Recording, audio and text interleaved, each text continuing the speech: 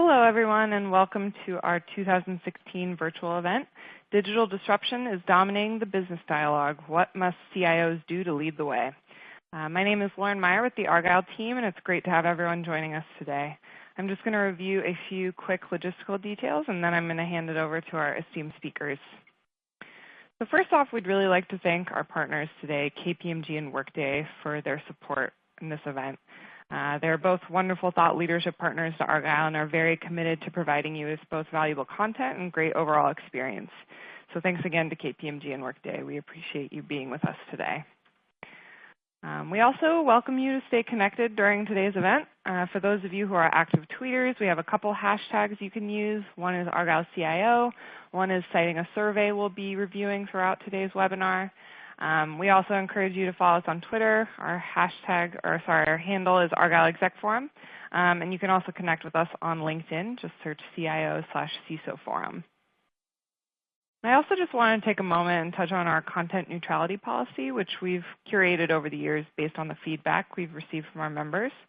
We're very proud and protective of this policy as it reflects our commitment to ensure the neutrality and overall value of the content presented at our events. We've worked closely with all of our speakers to ensure that you receive a set of balanced and neutral viewpoints during the session today, and we appreciate all of our members' support for this policy. And we will send a brief feedback survey to you all following the event. We really appreciate your feedback as it helps us continue to improve your experience at these events. But if you have any immediate feedback, please don't hesitate to reach us at feedback@argyleforum.com. That'll go straight to our president, and we take your feedback very seriously. And we do have a ton of CIO events coming up this fall. We'd love to see you if you're interested in joining us. We will have a financial services-focused CIO forum in New York in September. And then we'll be in Chicago in September as well for a multi-track forum. We'll be in Toronto in September as well. And then our biggest San Francisco event of the year in October.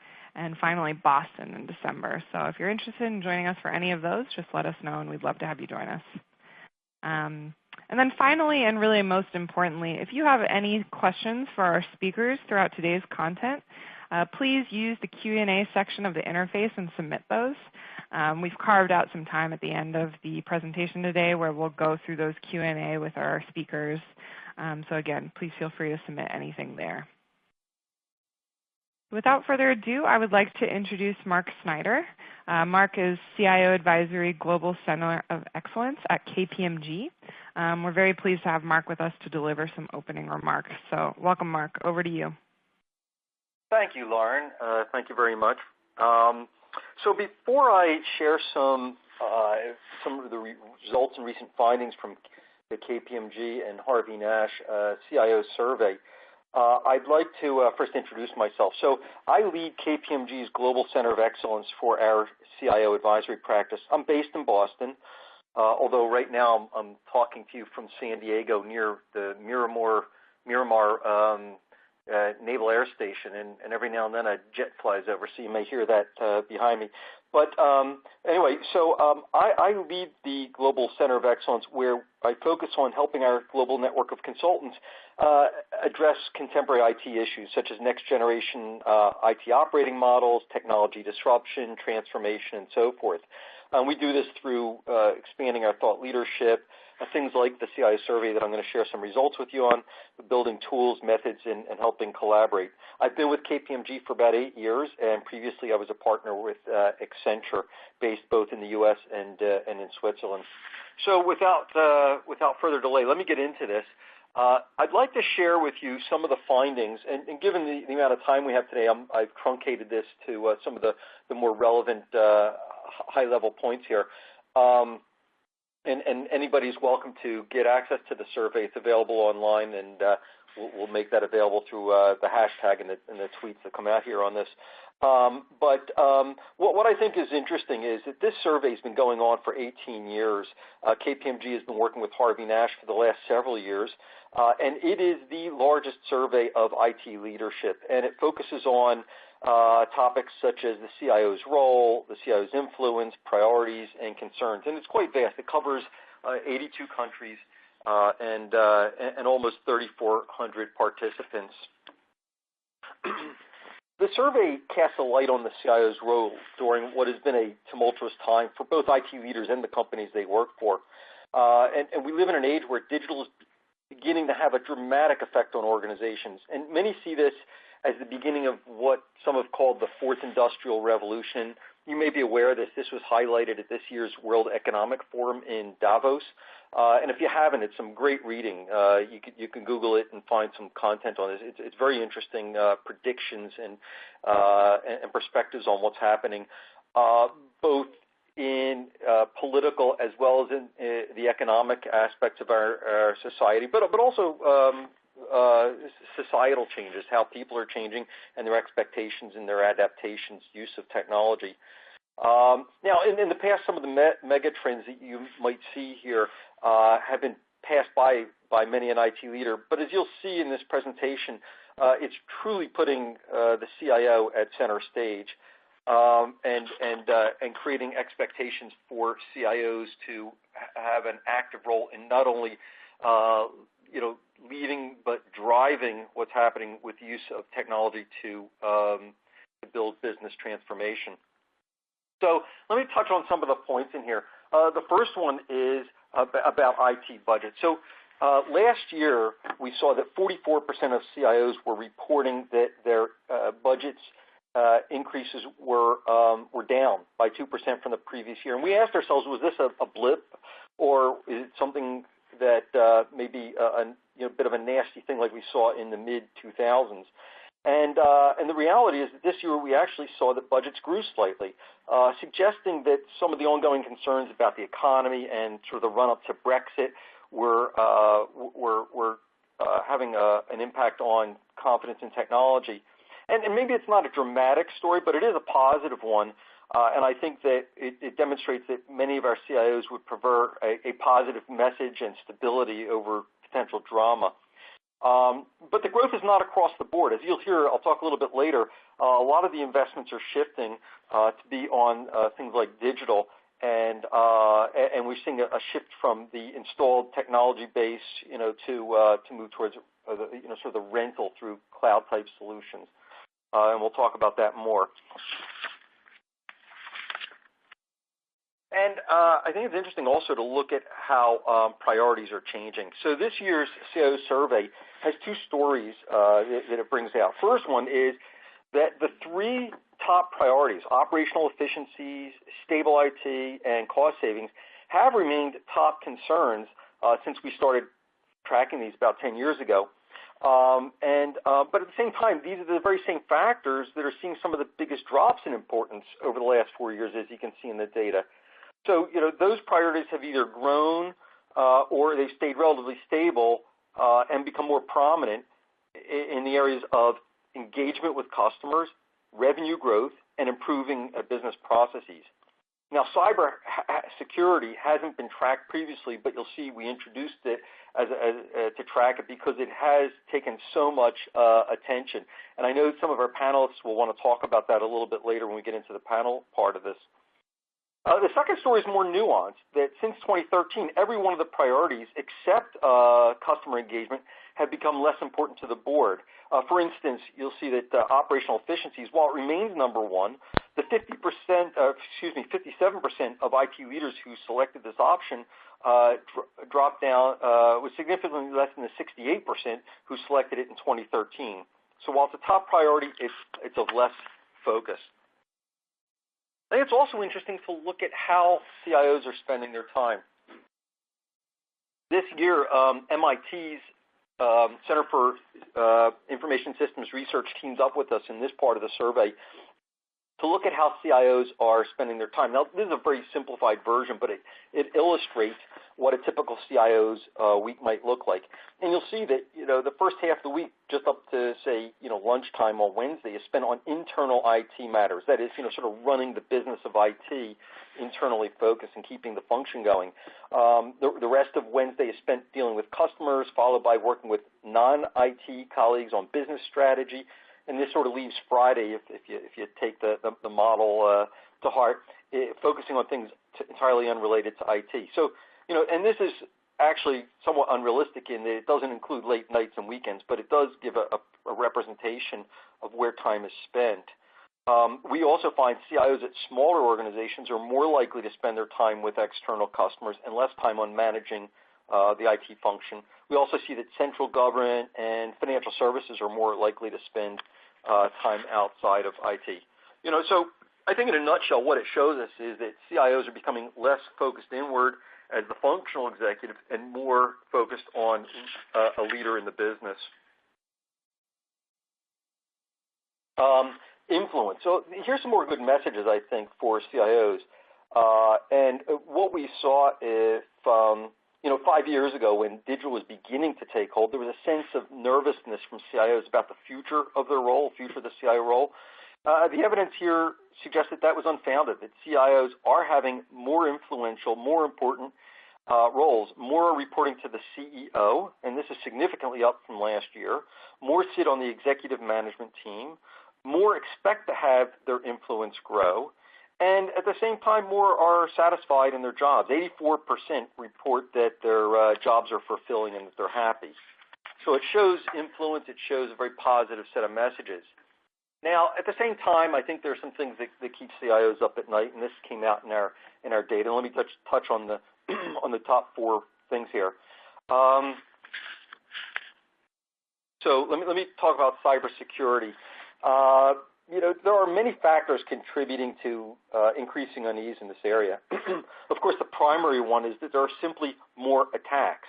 28% of CIOs in the survey had to respond to a major incident in the last 2 years, up from 25% in 2015.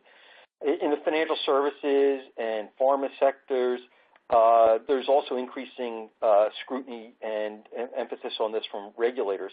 But perhaps maybe the biggest contributing factor is the whole public attention to this. It's really gained a lot of attention in the press and in the boardroom. Now, you might ask what the top concerns are, where the risks are. And, the top spot, organized crime, that's probably not too much of a surprise. However, what we did find interesting and a bit surprising is the fact that a quarter of the respondents felt that foreign powers were a threat. And perhaps this reflects an increasing concern about terrorism and rogue states.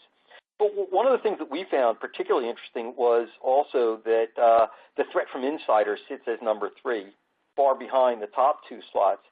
And our own research, as well as what we see from others, points out that insiders are actually more of a significant threat than this. But it just perhaps it gets less media attention, and maybe our panelists will want to talk about this also. But the good news is that the board continues to support and is becoming to more and more understand and support the pursuit of measures that will protect the enterprise. The second major challenge for CIOs that came back is skills shortage. Now, not quite at the heights that we saw in the mid-2000s. Many CIOs are experiencing challenges around skills, and it appears to be a growing concern, growing issue. Last year, we reported that big data was the most highly demanded skill that that CIOs found that they're having difficulty fulfilling. But what the specifics are in the particulars of the demand, and that's described in the full survey. What the graph does show is that these industry skill shortages are perennial. If you look for the last 10 of 13 years, most of the CIOs have been reporting that they've been held back, that they have not been able to deliver on their strategies based on skill shortages. And I guess maybe if you think about it, it's to be expected with new technologies, new products, new approaches, and a continually more sophisticated user base with increasing expectations. It continues to ramp up the expectations and the need for skills. So, maybe the new normal is about finding skills, and many CIOs are adapting. They're taking on techniques such as cross-training or using outsourcing or partnering to find the skills. So I'm going to ask the panelists about this as we get into the panel discussion also. Issue number 3 is about project success.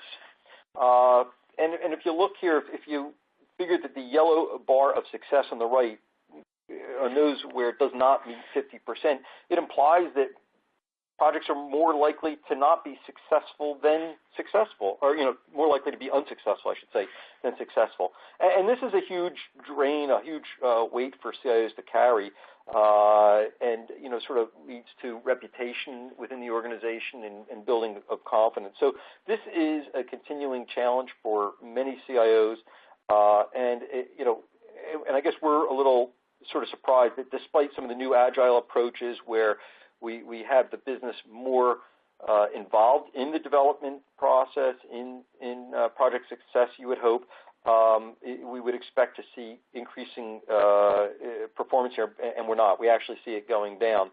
We would hope that better use of cloud and SaaS solutions will help drive improved success here. Again, maybe the panelists will want to talk about this too. And the fourth major challenge is becoming agile, becoming more digital. Let me talk about this for a few moments. So, let me just advance the slide there. There we go. Last year we showed that there was significant growth in the role of the CDO, the Chief Digital Officer. And in fact, actually, when you look from 2014, which is the first year that we tracked the role, to 2015, there was a huge increase. It went from 7% to 17% of the organizations had a CDO, and this is probably one of the most significant increases we've seen in any job role yet. But you'll notice this year it slowed, and that doesn't necessarily mean that organizations are not dealing with digital. What we think it means is that it reflects that there's a growing maturity in the understanding of what digital means, and that many CIOs are growing into this role. And it also is borne out in the fact that many organizations are putting a priority on enterprise-wide digital strategies. As you can see in the middle of this graphic, that more and more companies are developing enterprise-wide digital strategies. Now, that's not to say how comprehensive or how much quality is in these strategies, but at least it's getting on the radar screen of top leadership, and they are seeking to address some view of the impact of digital across their enterprise. And then, alongside this growth in importance, you could see who's owning the strategy. And the single most likely body to own the digital strategy is the board. IT is now coming in second. And it's worth noting here that marketing, perhaps the traditional sparring partner with the CIO in the digital space, is now close to the bottom. And I think that this is a manifestation of companies developing a clearer understanding what digital means to them and to their business, and getting past some of the confusion between what might be called digital business versus digital marketing.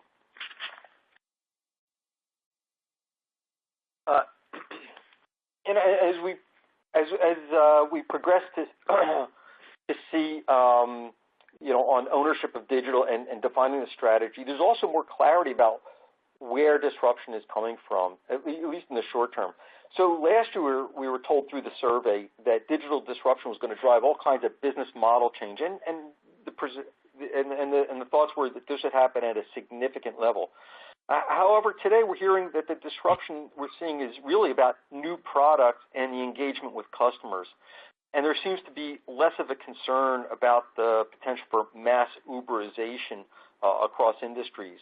I think that there's still quite a bit of talk about that, but I think that companies are getting more realistic about where they can focus their digital disruption efforts, and again, they're coming back to the new, creating new products and services and better engaging with their customers.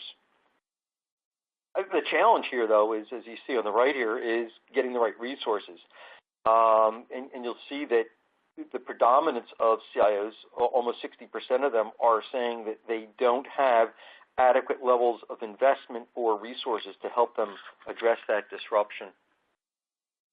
So in many ways, this comes back to organizations asking whether they're going to be fast followers or innovators.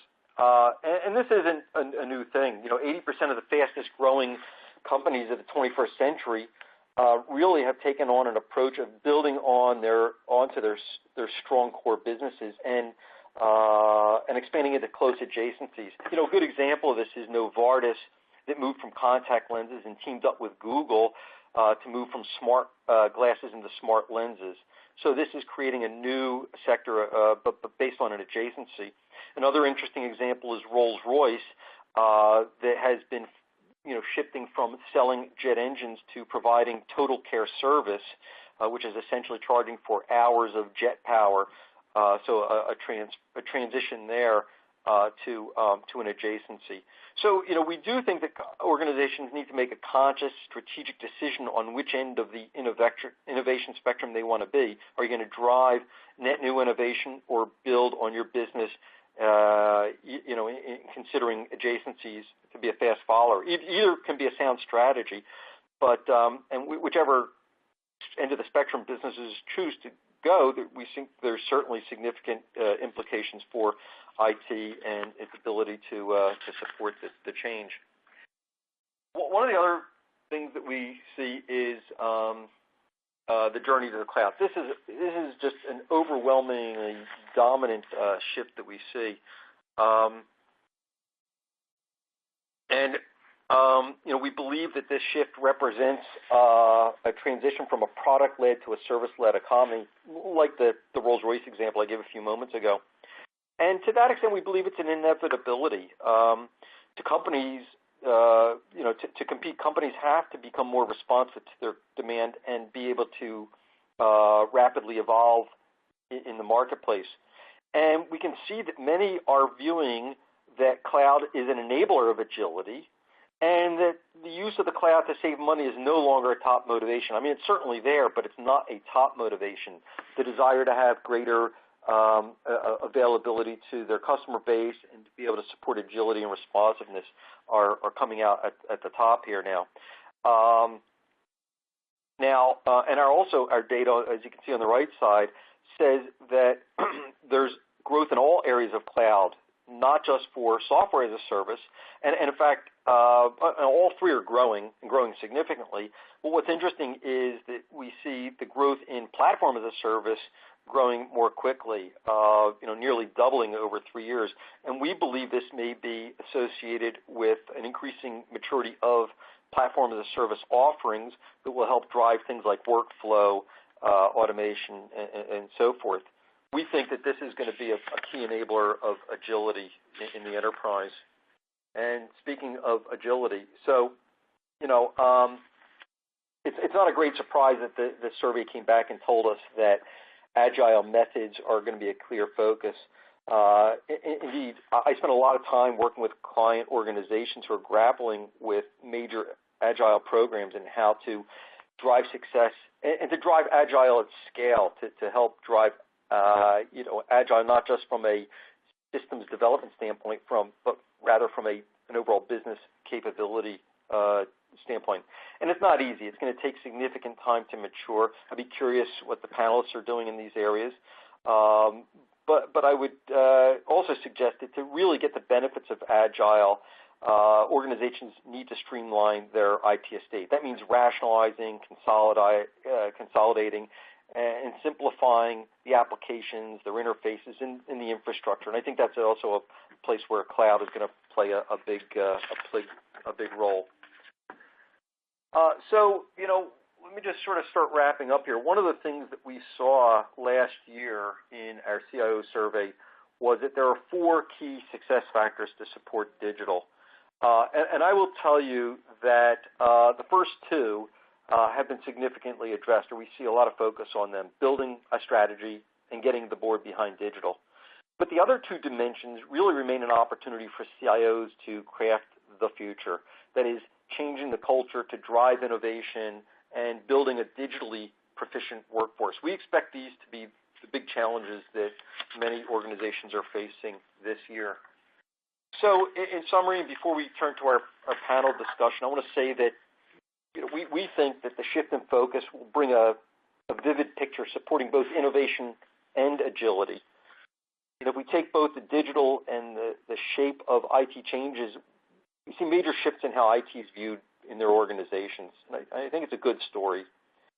In the past, perhaps you might visualize that the IT organization was like the water company, a natural monopoly, a utility that was plumbed into and in control of everything that we did.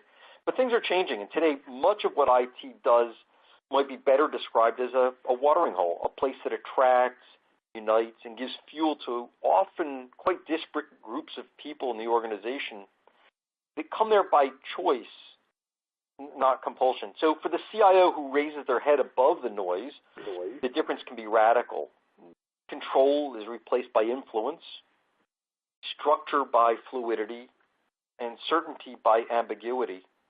So it's no wonder that the survey comes back and tells us that 84% of the CIOs are happy in their jobs, and they view that the future is exciting with plenty of opportunities to take leadership roles and help their businesses drive forward.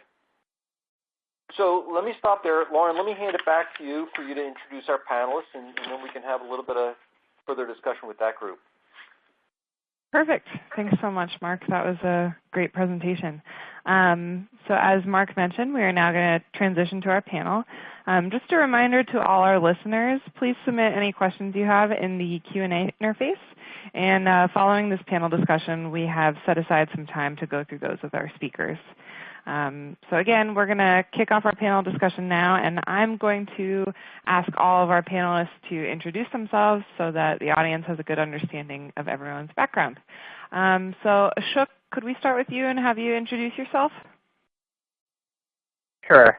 Hi, I'm Ashok Banerjee. I'm the CTO for Enterprise Security Products at Symantec. Been with Symantec for 2.5 years. Prior to that, I'd led engineering at Hightail, Google, Twitter, Flipkart, a whole host of different engineering companies in different domains. Back to you. Wonderful. Thanks, Ashok. And Marty, could you go next? Sure. Marty Howard. I'm the CIO of Amedisys. Amedisys is a large home health, hospice, and personal care, basically a home-based care organization. We have 400 locations in about 40 states. I've been here a little over a year. Started out my career, the first couple decades were spent in healthcare as a turnaround CIO and COO. For about a dozen years, I worked for 3 of the big 4, doing primarily assessments and diligence for M&A work. So I've had the good fortune or bad of being in about 1,000 IT departments. And again, for the past year and a half, been here at Amedisys. Back to you. Great. Thanks so much. And Dave, could you go next? Hi, I'm Dave Rudzinski. I'm the CIO at Hologic.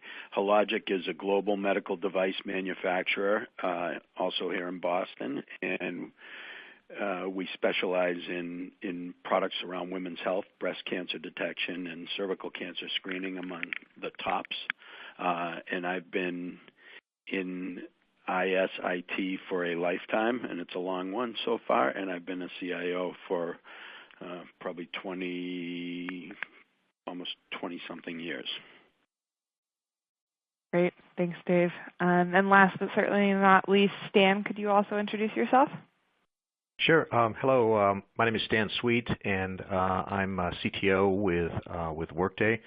Workday is a software as a services company that delivers solutions for financial management and human capital management to companies 1,000 employees and up. As CTO, I'm responsible for helping communicate Workday's platform strategy, and I have a sort of second role at Workday, and that is that I manage security for the services we deliver out to our customers. Good to be here with you. Thanks. Great. So thanks to the panelists. I'm now going to hand everything back over to Mark, and he's going to dive into our panel discussion. Well, good. Well, thank you very much, Lauren, and thank you, panelists, for your introductions. So let's dive into this. So, I talked a little bit about how CIOs are having a greater influence in their businesses and they're better positioned. But at the same time, it's driving expectations from the business to not only grow the business, but also, as I indicated, perhaps to a lesser degree, save money. So let's start out with you, Marty. How is your organization, your IT organization, helping drive your business and to help generate revenue? Yeah, thanks, Mark. Well, first, I'd like to circle back to something you had said as part of the presentation as far as the challenges, and I'll come back to how this is getting to what we're doing here.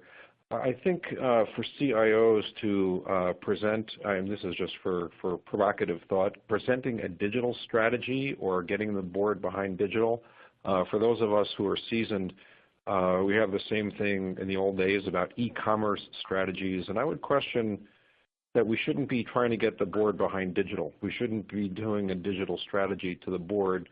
We should be talking to the board about how we can help drive and enable growth for our companies. And digital may be one of our tools, but it's a tool. I mean, finance does not go to the board talking about their Excel strategy or their Cognos strategy. They talk about financial matters. And so we should talk, I think, as CIOs, as you said, about growing revenue for the company. And I think what I'm focused on is integrating structurally IT with the business. So for example, I have, for each of our business lines, I have a senior and seasoned IT professional who spends half of their time as part of that team. They are on those organization charts. The business line heads do 50% of their performance reviews. They attend those meetings, and then they come back to us propeller heads and talk about what we need to do, where we can both support their operational objectives and enable new ones. So I think the way we help build revenue, the way we help build our company's growth and performance is by structurally integrating with the businesses, having people who understand their world, being able to speak their language, understand their issues, and figure out what parts of digital or other strategies can, again, both support improvements in the current model and enable growth of, or even enable objectives that weren't previously thought of. So I'll just finish up in healthcare. That for us, that's a lot about, and you know, we have Dave on the phone too. That's a lot about medical devices and connectivity and telemedicine in the home. Obviously, if we're going to allow more and more of us to get out of institutions and stay in our homes, the need for that connectivity, for those digital tools for medical devices and interoperability is critical. No, those are great points, and I actually agree quite a bit with you about the quote digital aspect of this. One of the things we find is that people, it just sort of almost takes the air out of the room. So what we find is to maybe applying a judo kind of technique, use the weight of that to redirect it and to talk about business enablement and the transformation of the business. So I think that you make some great points there. Dave, you want to? I think you have a good opening there to talk about what you're doing at Hologic. Absolutely. Thanks, Mark. And yeah, Marty, I have to agree with you completely. And we've restructured our IS organization as well to be, to create the capabilities to better align with our business partners and to not be viewed as this, separate IS propeller head organization. We're actually talking business. So I'm going to give you a few examples of how we're actually helping to drive commercial growth here at Hologic in a number of different areas. And these are just a couple of things that we're doing right now. So one of the goals at Hologic currently is international expansion or global growth. We're a global company, yet we're only doing 25% of our business outside of the U.S. with a huge opportunity to grow that. So as we look at that, how does my team help that expansion? Well, there's a number of ways that we're doing that. So we're enabling the organization around the world as we look to scale that international group. And these are things we're directly doing that are going to drive growth in different countries or different markets that we haven't played in before. And again, part of this could be through, improved collaboration with our with our U.S. people and our international people, and then better tools for the international people as we go.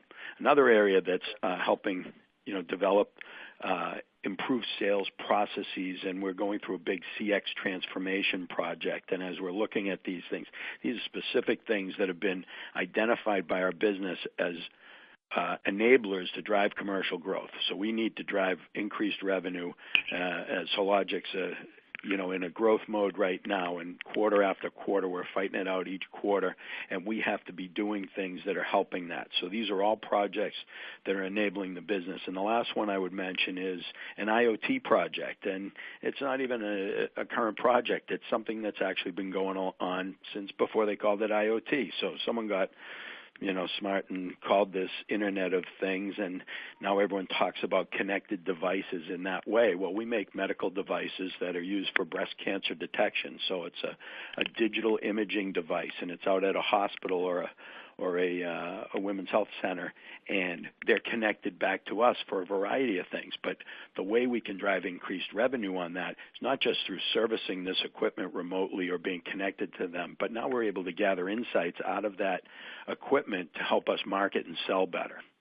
So I look at these things as these are real projects that are directly impacting the business and the growth of the business, and they're not just things that we're doing in the background where someone dropped off a ticket and said, hey, can you guys go do this stuff? And these are directly the result of our partnership with the business and in our organizational structure. So it's very interesting. What comes out from both of you is an increasing focus on certainly teaming with the business and helping as a CIO to help drive innovation in the business using technology. And I think one of the things, though, and we saw it in the data I was sharing a little while ago, is that this places additional concerns on, how do we make sure that our operating environment is stable and we've got the right operational efficiencies. You got to keep the ship afloat while you're focusing on the new directions. And security, as we talked about, comes out as a major issue. Ashok, do you want to talk a little bit about what you're seeing from how organizations are addressing some of those concerns? Absolutely. I'll jump to the previous question for a bit and then dive into the security aspect. In any high-margin business, obviously the revenue side is a better one to attack. And as we have better building blocks right from HR to sales to, say, Workday or Salesforce or any of these, you are able to save time. And the CIO organization across the board is now participating more in the arms race of velocity, accuracy driving towards big data, machine learning, virtual machines, larger cloud systems. And velocity being more like DevOps, actually even software-defined networks, software-defined data centers, fewer smart hands, completely software. As everything has moved towards software, cybersecurity has become much more critical because you now have the data structured in single repositories, which are great for all of us to mine, but also great for a hacker to get into.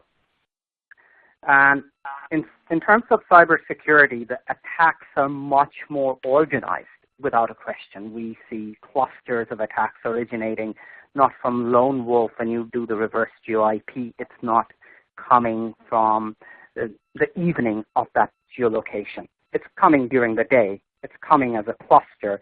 This is not a hobby. This is the job of people. Nation states are attacking as well, very actively. So it's a multi-layered defense that we end up providing. And right from endpoint security, network security, email security, where about 70% of the attacks will come in some way try to confuse someone to open an attachment they shouldn't have. Privilege escalation, honeypots, a whole data loss prevention that's coming in as a very important piece. So at most, an attachment you open can become you on that machine. Basically, it's operating with your privileges. If you were not allowed to copy things out or email sensitive documents which have the social security numbers or credit card numbers, then anything running on your account with your privileges cannot do it either. So data loss prevention is turning out to be a very good product. So it's a multi-layered approach, and this is absolutely a huge thing. The more the digitization, the more critical the security of that digitized asset. Back to you. Okay. Thank you. Any other panelists want to add to this or expand on this? Yeah, just to reinforce that message, we have 15,000 healthcare providers out in the field. We're on the hacker market, although credit card numbers, my understanding, is go for about $1 a piece. Our healthcare records fetch $65 a piece. So obviously a huge concern for us. Wow. Yeah, and Mark, this is Stan. Just to back up what both Marty and Dave said, I think from just my perspective, I think it is key for IT to get to where they can have the same conversation or a business-oriented conversation with the business.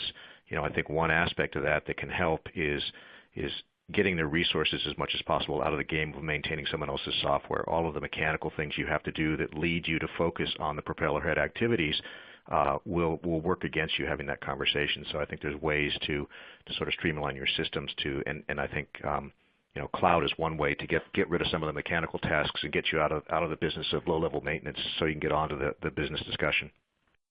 Yeah, and on that point, how many of you guys are seeing a major shift in how you're focusing your time, your organization, to simplify your IT estate, and consistent with that, the movement to the cloud?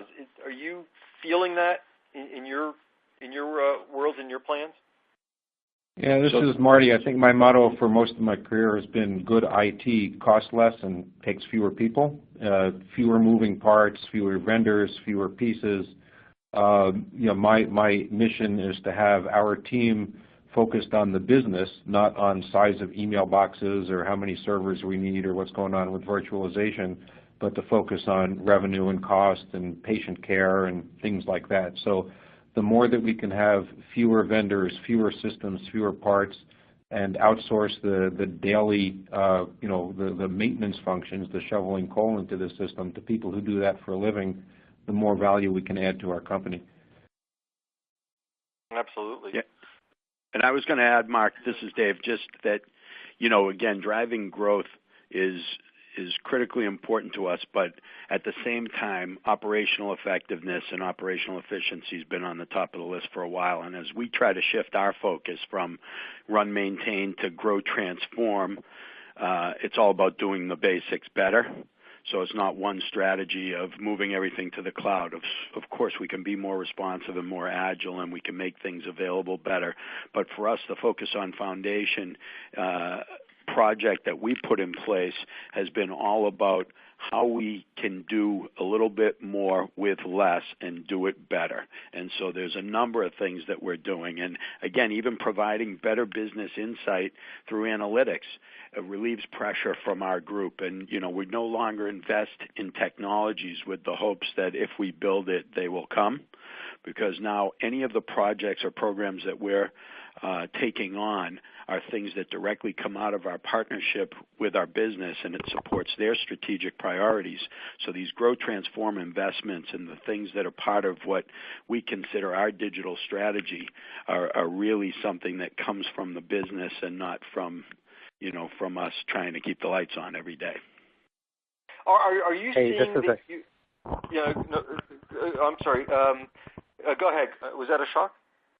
Ashok here, yeah. Yeah, go ahead. So I was going to add, we are very much in the same model. We've moved the teams from just providing bare metal and procuring boxes to private clouds, to public clouds, from public cloud and infrastructure as a service to platform as a service more and more, platform as a service to software as a service, because every layer removes some things to worry about for the teams that consume. So it's consistent simplification of the process. And we are rewarded with better and better building blocks from open source as well as more improved SaaS, more improved PaaS. So it's definitely in the same lines. So it sounds like certainly simplifying the estate is a priority, and all of you guys are working on that. Let me shift to a slightly different topic, and that is that we talked about technology disruption, and we talked about whether it's a digital strategy or a sort of business strategy. But what this all means is that you're having more and more discussions with your clients, both internal inside your organization, and I presume in many cases external. I'd be curious to hear more about the types of discussions you're having and whether they are increasing in frequency and depth of topic. Dave, do you want to start out on that one? Sure. So just, when disruption's one of the, it's another one of those things like digital that gets talked about all the time. And I look at it as we've had a lot of disruption in this industry for a long time. So I'm old and I've been in it for a while. And I look at the latest disruptions, though, are game-changing for us. And, one of the things we talked about, here for a long time was how do we become, we were a products company. Hologic has superior technology in our products, some great innovations that are really making a difference in healthcare and in the lives of women and their families. But how can we become a customer company? And so that's where, this for us has led to what we're calling our CX transformation. And that's not just, implementing a CRM solution or doing something with Salesforce.com, that's part of it, but it's really about how we're reaching and touching our customers in all ways. So it's sales, it's marketing, it's master data, it's IoT, it's all aspects of service and customer service all included. So for us, the digital disruption that's happening here right now is clearly external facing. So Dave, for you, what does that mean in terms of your personal interactions with either internal or external customers? So we look at ourselves as enablers. We're not leading the charge on this. We actually just had one of the best meetings I think I've ever attended. My people running this program asked me to join in for a deployment discussion, and the discussion was all about how different areas of our business are taking ownership of this process. Not IS driving the process, not us pushing the process. It's us helping them with the process. And so I see ourselves as a trusted partner and an advisor in this, and we're helping. And by the way, if the best way to find out what your customers want is to ask them. So, this is also about reaching out internally and externally to talk to people. And we're part of those discussions instead of just having someone else come to us and say, we talked to the customers and this is what we found out and we need your help. This is us going out there with them and really partnering on this. So I look at it as the change is a business change. It's not an IS project in any way. And, for us, any of the projects that we do now are just business projects. Yeah, this is Marty following up with Dave. Couldn't agree more. As a matter of fact, that's a commitment I've made to this organization that there are no such things as IT projects. I mean, clearly, security upgrades and things, but those, are not of particular interest, that all projects are business line projects. So, I'm right with Dave on that one, and I think that's the way to go. It's interesting, Mark said that 84% of CIOs are happy in their jobs. I wonder, though, if you asked CEOs, my guess is that a lot less than 84% of CEOs are happy with their CIOs. So I'm wondering what the disconnect is like there. Interesting. Stan, do you want to make a comment on this? Well, just to agree, I think that the nature of the discussion has to be about the business, and I love the idea of no IT projects, and I think that has been something when you think about the area we're in, which is enterprise software. Enterprise software is supposed to enable the business, but I think a lot of it, as it ages and gets customized, really ends up being an inhibitor to change in the business. And so you've almost got the opposite effect. So you really have to get out of that world and allow you to have internal systems that let you deal with the business and move with the business when they want to move. But I love the idea of business driving what IT does. Good. I'd like to move on to, if you're going to drive and you're going to deliver, you need the talent, you need the skills and the resources, and as you saw in the data, many CIOs are saying, in fact, it was 65% of them say they believe the lack of talent will prevent them from keeping up with the pace of change. And this is getting worse over time. What are you folks seeing in your organizations, and how are you, if you're finding you have gaps in talent and skills, how are you addressing that? Ashok, do you want to start us off on that? Absolutely, would love to. So the best quote that comes to my mind is Malcolm Gladwell said, "It takes about 10,000 hours for someone to become an expert on a domain." When things are changing as rapidly as they are, people don't have the 10,000 hours to be the experts that we are looking for. So literally, we are trying oftentimes to find from outside, where we have to learn to build from within. So it's somewhat like the Mahatma Gandhi quote, become the change you want to see, build the team that you want to hire. And it actually works. It actually works. If you look at, say, other domains, like, say, soccer, Lionel Messi was not hired by Barcelona. They invested in him from the age of 15, did hormone treatment, and then he's today what he is. Within the org, how you onboard, the whole change that we have seen in IT, from shell scripting to DevOps mindset, constant 24/7, keeping a 24/7 cloud service up, from buying machines to virtual machines to elasticity, auto-scaling, A/B testing. You have to build that skill set within. And providing that career track, providing that onboarding, providing that environment to make the mistakes, I think that's probably bigger than just finding from outside as a model. And doing that at a reasonable pace will help you serve the business needs better than just looking externally. At least that's my view. Has worked well for me so far. Thank you, Ashok. Marty, you want to comment on that? Yeah, I think different point of view, largely because we're in a different place, or our departments do different things. But my take is that one of the reasons, again, fewer people is good. Like, 2 or 3 years ago, did anyone think that we'd need Hadoop or Hortonworks programmers, or need to have people expert in Kafka?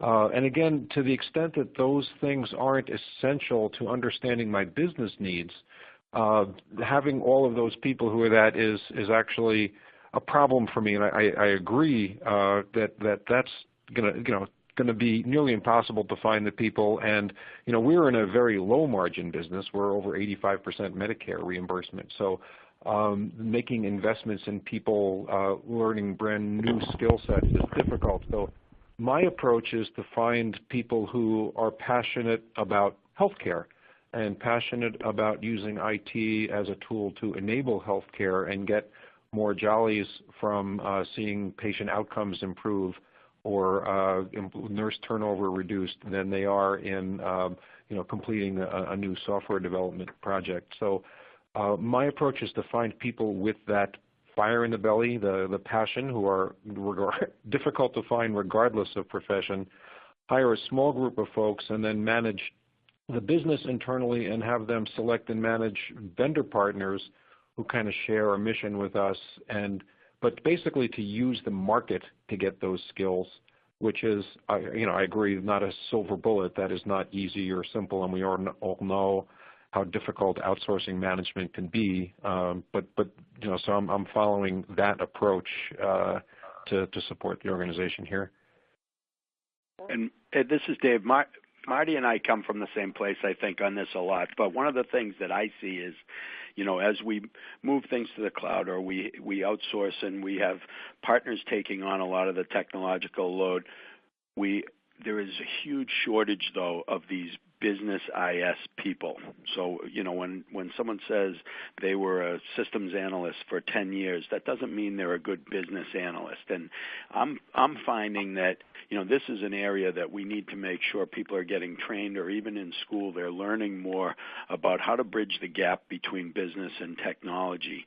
And the kind of people that I need, again, focused on our business, like Marty's business, that know, the medical device business, that understand our customers, how the hospital hospital IT departments work? How do the doctors want to interact with us? But it is a problem because we are struggling to fill those critical roles, and as a result, we're burning out the good folks that we have now. We find a few of them, but we're burning them out fast.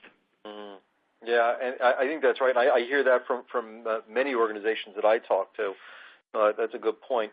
I'm looking. We've got just about 4 or 5 minutes left. Let me just ask one other question. I talked about the journey to the cloud as being a sort of a primary focus for many organizations. What are some of the challenges you're facing in your organizations, and how are you overcoming them? Stan, let me ask you to comment on that, because I think you bring perspectives not only from your own organization, but you interact with many organizations as a provider of some well-known SaaS solutions, as an example.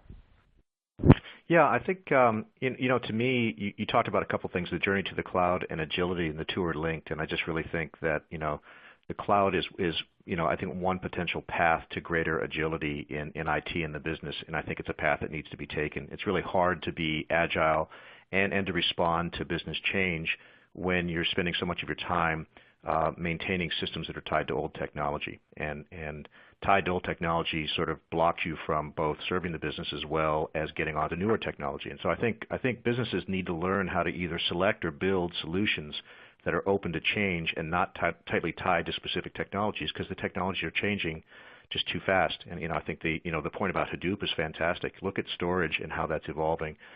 You have to implement systems that are able to continuously change to embrace the latest technologies. The cloud is one path to that if your cloud provider is sort of following continuous development principles, sort of like you see in the consumer internet. And I think there are starting to be providers like that. We're trying to be a provider like that. But there's also an opportunity to build systems that way. And I think trying to avoid getting tied specifically to any specific technology, even if it happens to be great at the time, is sort of one path forward to greater agility. Absolutely.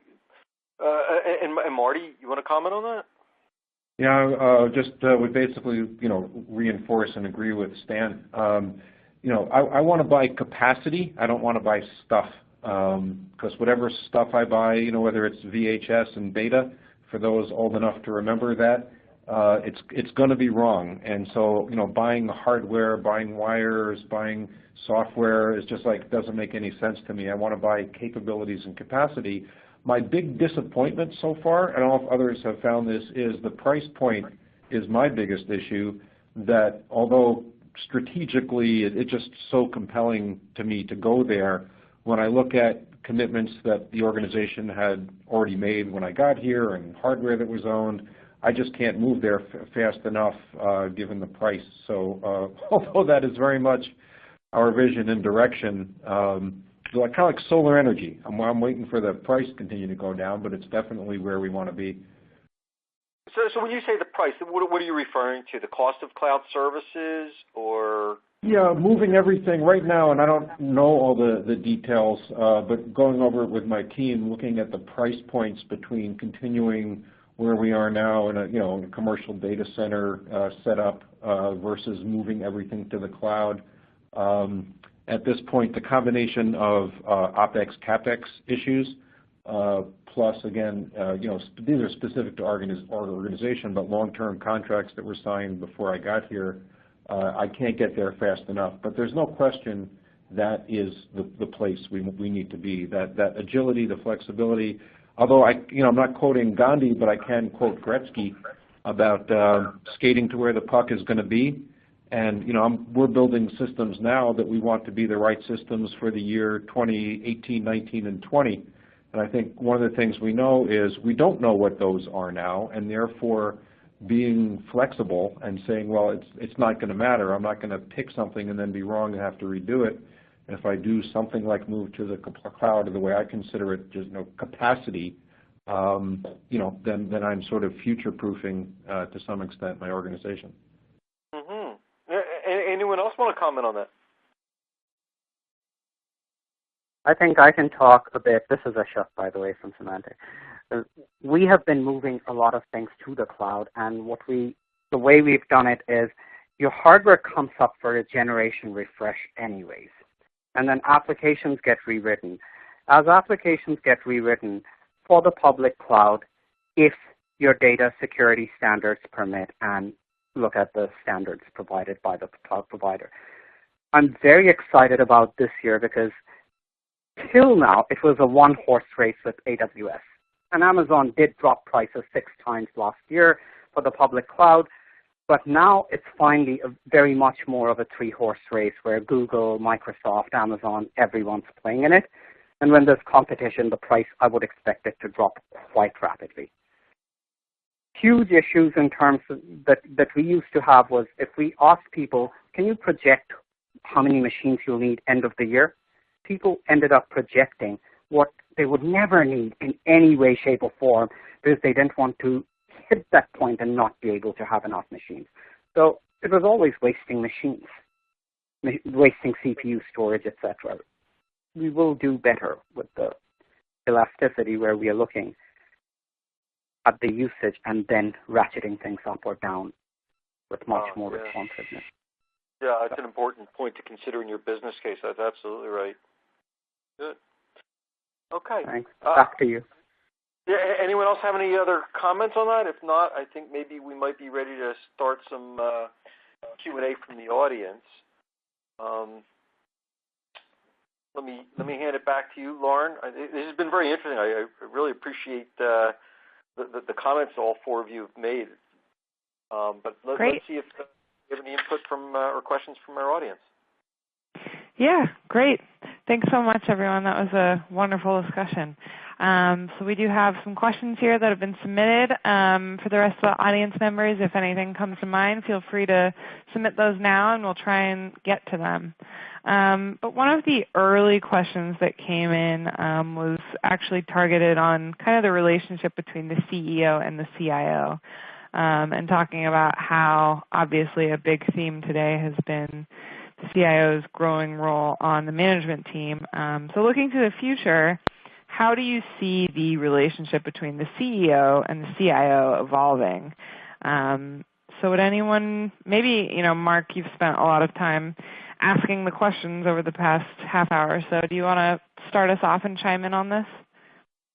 Yeah, I would say that, and based on our survey, we see more and more CEOs expecting the CIO to report directly to them. They're seeing a greater need for the CIO to have influence over the business strategies and to interpret, to understand the implications of all this, disruption on the business strategy and the enablement of new products, new offerings.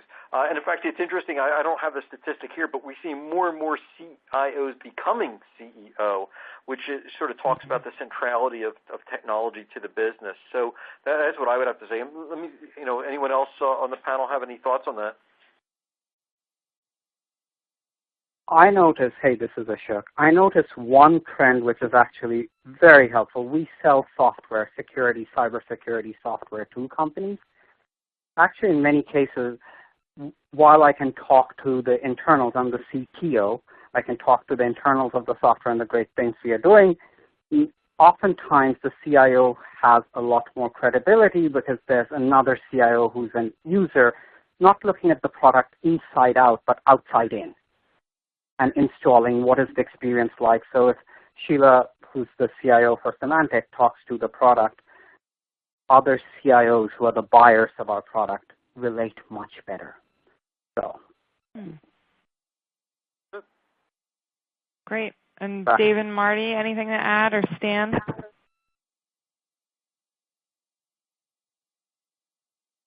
If not, we can move right along into one of our next questions.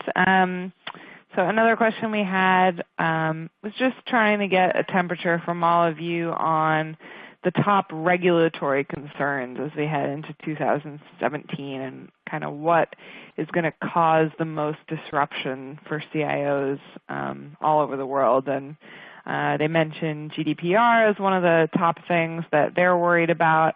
So maybe we could go round robin and just have everyone kind of chime in on the top, maybe if not regulatory, maybe just top disruptor that you foresee having the biggest impact on you and your team and kind of the future of your role. So maybe we could start with Ashok, since you have the security focus and are probably very intimately aware of the details of GDPR and the implications. I think for the security will continue. An immediate thing which triggered and which is high on my mind, alongside security, people worry about data residency with the Patriot Act and everything. People in Europe, if you're selling in Europe, want EU data center, safe harbor, etc. A lot of us were doing things in London with the Brexit thing, how that impacts. Does the data center need to move, change? That needs more thinking. Cybersecurity continues to be a huge issue, and I've already talked about it. So, right from data loss prevention, privilege management, the whole shebang. So, back to you. Great. Maybe Stan, you could jump in and share your thoughts on this one as well. Yeah, definitely have some thoughts, and I really do think that the key thing that we're watching is just the evolving discussions on global data privacy and how the attitudes that are emerging or starting to emerge in different countries. I think that there's definitely been a backlash to certain events, to things like the Patriot Act and Snowden and everything else that I think has got a lot of countries proclaiming what can't stand anymore. So, safe harbor can't stand, and we've got to throw all these other things over.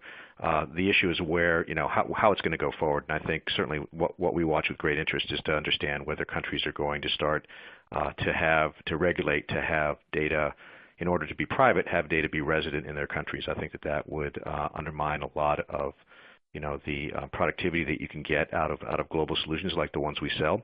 And so we're obviously hoping that different standards emerge and that there can be widespread agreements on how to manage data securely across boundaries. But now is now is a kind of a tumultuous time for that. And what we anyway as a vendor have to do is just invest our resources to sort of track the evolving regulations and make sure that we continue to comply. But I think that's got to be top of mind, is global data privacy. Perfect. Thanks, Stan. Maybe Marty, you could chime in next. Yeah, again, our company, home health, hospice, home care is so far anyway domestic. Our particular challenge is that we're in an industry that hasn't gotten much attention either by regulators or by hackers, but that is changing dramatically. I think our numbers, and I may not have it right, but the magnitude is that we have something like 2,400 events that have to be assessed, I believe, every minute or something like that. And it's a particular issue for us. However, we do see it as a potential differentiator. As we partner with payers, with hospitals and academic medical centers, government agencies, insurance companies, the ability to provide a more secure environment for heavily desirable data, and the more that we can guarantee obviously is a silly word, but the more that we can do can be consistent with best practices for security, that becomes a differentiator for our company. So we see it as an opportunity as well as a challenge that keeps all of us up at night, again, given the constant attacks and higher attention that we receive. Great. And Dave, anything to add on that? Well, just, everyone's focused on the compliance areas and security areas. I do have another area as a public company, and something we worry about a lot is there's new revenue recognition policies coming out, and, they've already been announced, but as a public company, we need to worry about this in FY18, which means our FY17 is going to be busy getting ready for that. And again, as a public company, that's really important.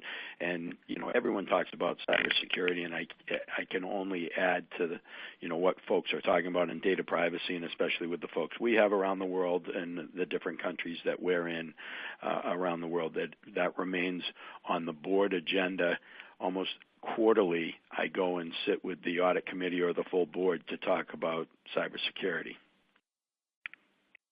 Great. And Mark, anything to kind of cap on to the end of that? Yeah, I'll be brief about it. Just based on some of the comments that we had, from the other panelists. I think it's interesting whether you look at security and as a hygiene factor, you just got to do it, or whether it's a differentiator, that you're doing it particularly well, and it's a reason to do business with you. So I mean, this is an interesting distinction, and I know organizations that take both views on this. The one other just simple point I want to add is, we talk about data residency and the use of the cloud. One of the things that becomes an interesting point that we see at KPMG are the tax implications. So where you're placing things in, where the cloud sits, can have implications on taxes, which is something that many organizations don't think about, yet can be quite important when you develop the business case and the economics of it all. Great. Thanks, Mark. So we're going to try and squeeze in one more question from the audience before we wrap things up today. So I had a little bit narrower question. Does anyone believe that tax regulatory accountants contribute to your organization's profitability, given the scarce talent? Maybe Mark, could you comment on this? I'm not sure. Actually, I guess it's maybe somewhat related to the point I was just making. I'm not sure I fully understand the intent of the question, but I would say that we find that your ability to look at the implications of where you're placing your systems, your solutions, your cloud, really can have a material impact. We've found a number of clients that have been quite surprised when they've developed a business case and pursued something, only to find out later on that they didn't really think of the tax implications and how that could play out for the realization of their business cases. Mm-hmm. This is Dave. Just to, that's, I don't know if they're, making fun of accounting, tax, and all of those other organizations, but I mean those other functions. But I have to tell you that it's critically important for us in our business models, and tax strategies bring a ton of money back into our company, and that's been something that's been very important to us. And even as finance and accounting help drive improve margins and profitability through better business practices or different business models. So I look at those as critically important areas of overhead. It's the same question that years ago people would look at us and say, IS, IT, you guys are overhead. We're the guys in the room spending all this money with all these expensive projects. Now all of a sudden they realize that the IS projects can really drive value in the organization. And, I think finance is one of those organizations as well where they have a lot to offer the organization if given the chance. Great. Thanks. Anyone else want to add on to that before we wrap up today? Sure, here. I would agree. And you will get out of the tax team and the accounting team as much as you put into it. I, for one, actively work with the team to help me understand which ones, the horizons of the investments, because the same cash flow, if it has a 3-year horizon versus a 5-year, it's the difference between an expense and an investment. And literally one of the things I strive to do is extend the horizon of the investment, the useful life of what I'm doing, and the more I can put. So I spend quite a bit of time with the tax and account. Actually, it's less for the tax, with the accounting team to help me interpret where my dollars are going. Is it more of expense which will flow through by the end of the year, or is it an investment for further benefits? So. Great. Thank you. All right. Well, that takes us to the end of our event today. I really want to thank, first of all, our speakers for sharing their insights with us today. It was a great discussion. I also want to thank the audience for taking some time to join us today. As I mentioned earlier, you will receive a link asking for your feedback on today's event. We'd appreciate hearing what you thought. We'll also share a follow-up email in the next 48 hours with a recording to the playback. So if you missed any part of today, you can kind of rewind and catch that again. So again, thanks so much, everyone, for joining us, and we hope to have you join us for another event soon.